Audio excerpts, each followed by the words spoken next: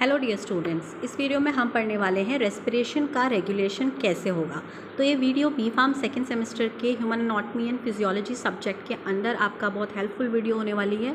Video को पूरा complete देखिएगा ताकि आपको समझ में आए कि हमारी रेस्पिरेशन प्रोसेस का रेगुलेशन एक्चुअली में होता कैसे है। जब हम बात करते हैं रेगुलेशन ऑफ रेस्पिरेशन की, तो इसका मतलब ये है कि हमारी जो रेस्पिरेशन है, रेस्पिरेशन का जो पैटर्न है, दैट मीन्स किस रेट से और किस डेप्थ से हम रेस्पायर करते हैं, that is called pattern of respiration.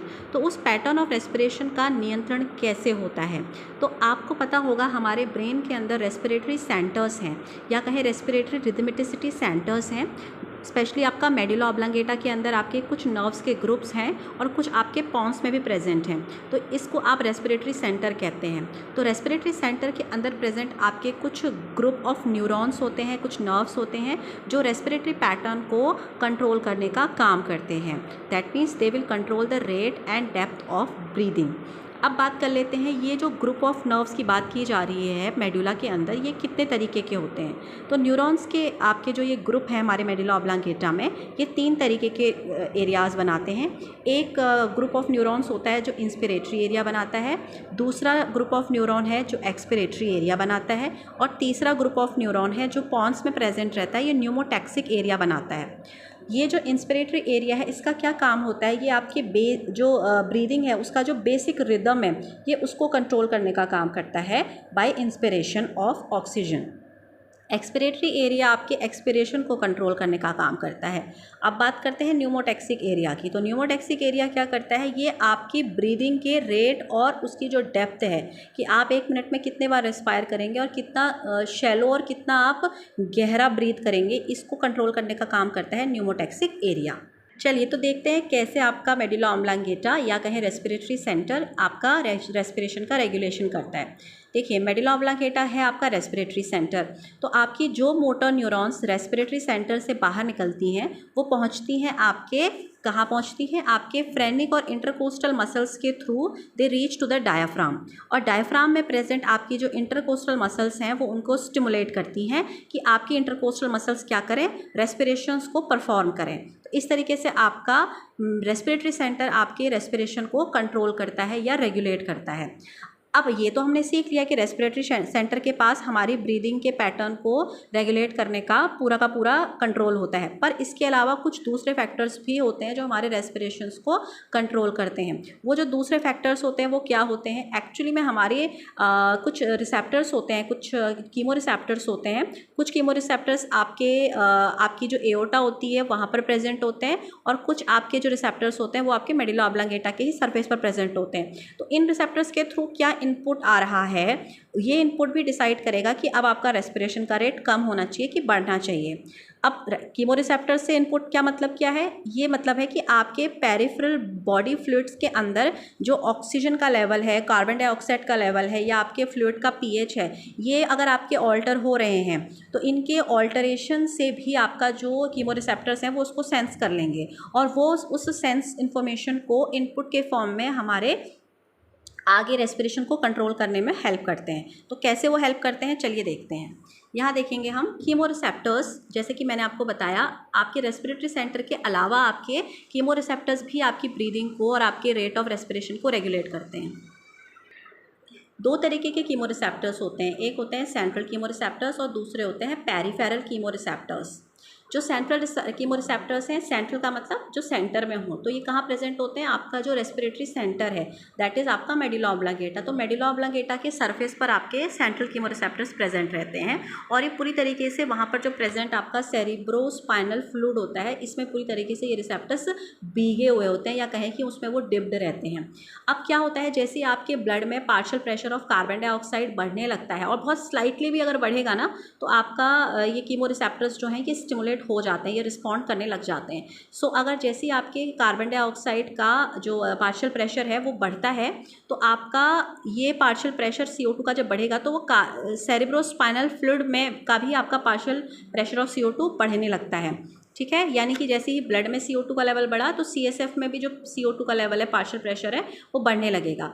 अब क्या होगा, जैसे ही आपका PCO2 रेस करेगा CSF में, तो जो सेंट्रल कीमोरिसेप्टर्स हैं वो आपका रिस्पॉन्ड करने लगेंगे। कैसे रिस्पॉन्ड करेंगे? उनका रिस्पॉन्ड करने का तरीका है, वो हमारे रेस्पिरेटरी सेंटर को जाके स्टिमुलेट करेंगे। रेस्पिरेटरी सेंटर स्टिमुलेट होते ही क्या करेगा, वो वेंटिलेशन ऑफ लंग को इंक्रीज कर देगा। वेंटिलेशन का मतलब कितना अमाउंट ऑफ एयर लंग से अंदर आ रहा है और लंग से बाहर जा रहा है, तो ये बढ़ने लगेगा। सो क्या हुआ, आपके सेंट्रल कीमोरिसेप्टर्स ने रिस्पॉन्स शो किया by stimulating the respiratory centre, और रेस्पिरेटरी सेंटर ने स्टिमुलेट होकर आपके लंग के वेंटिलेशन को बढ़ा दिया। साथ ही साथ जो arterial partial pressure of CO2 था वो उसको घटा दिया। तो ऐसा करने से ओवरऑल हुआ क्या, ऐसा करने से ओवरऑल आपका जो आपका रेट ऑफ रेस्पिरेशन था वो आपका रेगुलेट हो जाएगा, वो आपका सही हो जाएगा। सो यहाँ पर आपने देखा इस तरीके से आपका यहाँ पर रेगुलेशन किया हमारे सेंट्रल कीमोरिसेप्टर्स ने। यहाँ पर मैंने देखा, बताया आपको कि यहाँ पर जो सेंट्रल रिसेप्टर्स हैं, आपके कीमोरिसेप्टर्स हैं, वो पार्शियल प्रेशर ऑफ CO2 के लेवल बढ़ने पर आपका रिस्पॉन्ड कर रहे हैं। सेम आपका वो पार्शियल प्रेशर ऑफ O2 का लेवल घटने पर भी सेम इफेक्ट शो करते हैं। ठीक है, तो जब PCO2 बढ़ेगा तब भी आपके सेंट्रल कीमोरिसेप्टर्स रिस्पॉन्स शो करेंगे by stimulating the respiratory centre, और जब PO2 घटेगा यानी कि आपके ब्लड में पार्शियल प्रेशर ऑफ ऑक्सीजन घटेगा तो CSF का पार्शियल प्रेशर ऑफ ऑक्सीजन भी घटेगा। ऐसा होने से आपके कीमोरिसेप्टर्स स्टिमुलेट होंगे और वो रेस्पिरेटरी सेंटर को स्टिमुलेट करेंगे, और रेस्पिरेटरी सिस्टम क्या करेगा, आपके लंग के वेंटिलेशन को घटा देगा। ठीक है, और आर्टेरियल PO2 को वो बढ़ा देगा। इस तरीके से आपका रेगुलेशन करेगा आपके रेस्पिरेशन का। अब बात कर लेते हैं हमारे दूसरे रिसेप्टर जिसका नाम है पेरिफेरल कीमोरिसेप्टर। पेरिफेरल कीमोरिसेप्टर का मतलब जो ऐसे रिसेप्टर्स जो आपका केमिकल इंड्यूस्ड होते हैं और पेरिफेरी में प्रेजेंट होते हैं, यानी कि अवे फ्रॉम द सेंटर। तो अवे फ्रॉम द सेंटर कहाँ पे प्रेजेंट होते हैं, ये हमारी जो एओर्टा होता है, हमारी बॉडी की जो लार्जेस्ट वॉल आर्टरी है, उस एओर्टा के आर्क पर ये प्रेजेंट होते हैं आपके कीमोरिसेप्टर्स। इन कीमोरिसेप्टर्स का काम जो है वो हमारे रेट ऑफ रेस्पिरेशन को कंट्रोल करने के साथ साथ हमारे ब्लड प्रेशर को कंट्रोल करने में भी देखा गया है। और कुछ पेरिफेरल कीमोरिसेप्टर्स हमारी जो कैरोटिड बॉडीज़ होती हैं वहाँ पर भी प्रेजेंट होते हैं। अब बात कर लेते हैं हम कैरोटिड बॉडीज़। आपको पता है कैरोटिड बॉडीज़ में आपकी आ जाती है कैरोटिड आर्टरीज़। ठीक है, तो अब आपका क्या होगा, जैसे ही आपके ऑक्सीजन और CO2 का लेवल ब्लड में चेंज होने लगता है, बहुत थोड़ा भी चेंज होता है, तो आपका जो पेरिफेरल कीमोरिसेप्टर्स हैं वो आपके रिस्पॉन्स दिखाने लग जाते हैं। पेरिफेरल कीमोरिसेप्टर जो होता है वो O2 और CO2 में से CO2 के लेवल चेंज होने के लिए ज़्यादा सेंसिटिव होता है। सो जैसे ही CO2 का लेवल आपका थोड़ा सा भी चेंज होने लगता है तो जो पेरिफेरल कीमोरिसेप्टर्स हैं जो कि हमारे एओर्टा के आर्क में प्रेजेंट है वो रिस्पॉन्ड करने लग जाते हैं। वो क्या रिस्पॉन्ड करते हैं, जैसे ही आपका CO2 का आपका थोड़ा सा भी लेवल बढ़ता है तो ये रिसेप्टर्स स्टिमुलेट होते हैं और ये हमारे रेस्पिरेटरी सेंटर को ट्रिगर करते हैं। रेस्पिरेटरी सेंटर ट्रिगर होता है तो वो क्या करता है, हमारे रेट ऑफ रेस्पिरेशन और हमारी डेप्थ ऑफ रेस्पिरेशन को इमीडिएटली राइज करना शुरू कर देता है। तो यहाँ तक आपने समझ लिया कि हमारे रेस्पिरेशन के रेगुलेशन में हमारे कीमोरिसेप्टर्स का और हमारे रेस्पिरेटरी सेंटर का कितना बड़ा रोल है। साथ ही साथ यहाँ पे कॉर्टिकल इन्फ्लुएंस भी पड़ता है हमारे रेस्पिरेशन पर। कॉर्टिकल इन्फ्लुएंस का मतलब है कि हमारा जो सेरिब्रल कॉर्टेक्स है उसका भी हमारे रेस्पिरेटरी सेंटर के साथ कनेक्शन होता है। इसकी वजह से क्या होता है, हम वॉलंटरीली अपने पैटर्न को, ब्रीदिंग और पैटर्न को हम चेंज कर पाते हैं।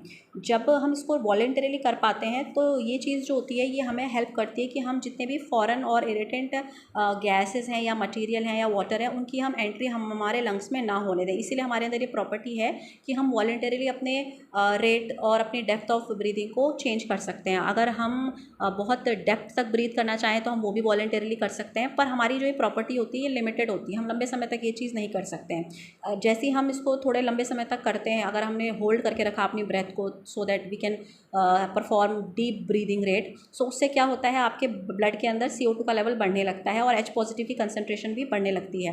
जब CO2 का लेवल बढ़ने लगेगा, H पॉजिटिव की कंसंट्रेशन बढ़ने लगी तो आपके ब्लड का pH जो है वो एसिडिक होने लगेगा, उसका ब्लड का pH चेंज हो जाएगा। और जैसे ही CO2 बढ़ेगी तो आपको पता है CO2 क्या है, CO2 आपका लिपिड सॉल्युबल होती है, तो ये आपके ब्लड को क्रॉस करेगी और आपके बैरियर को क्रॉस करके आपका ये क्या करेगी, आपके H2CO3 यानी कि बाइकार्बोनेट आयन में कन्वर्ट हो जाएगी in presence of carbonic anhydrase enzyme. फिर ये इवेंचुअली ये क्या करते हैं, ये जैसे ही आपका PCO2 का लेवल बढ़ता है तो ये high level of H positive ion in the blood and PCO2 causes the stimulation of the inspiratory areas in the respiratory centre. तो इंस्पिरेटरी एरियाज क्या करेंगे, वो फिर से आपका रेट ऑफ रेगुलेशन